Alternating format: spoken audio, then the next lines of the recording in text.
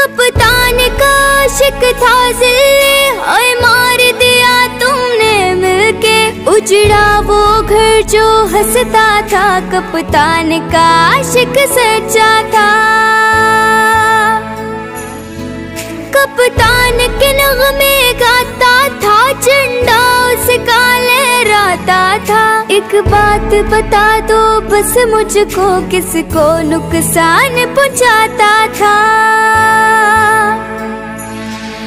हूँ इसका रंग लाएगा, ये जुल्म का दौर बुझाएगा। इंसाफ की किरणें निकलेंगी चार सू, इंसाफ की किरणें निकलेंगी चार सू, इंसाफ की किरणें निकलेंगी चार सू।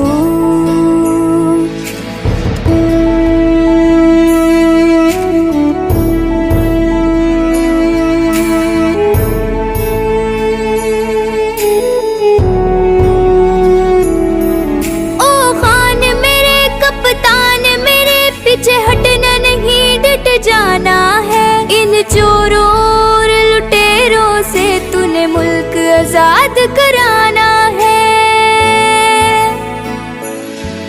तूने कौम को ऐसा जोड़ दिया, वो जो खौफ कपत था तोड़ दिया।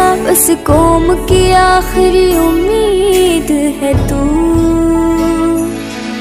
बस कौम की आखिरी उम्मीद है तू,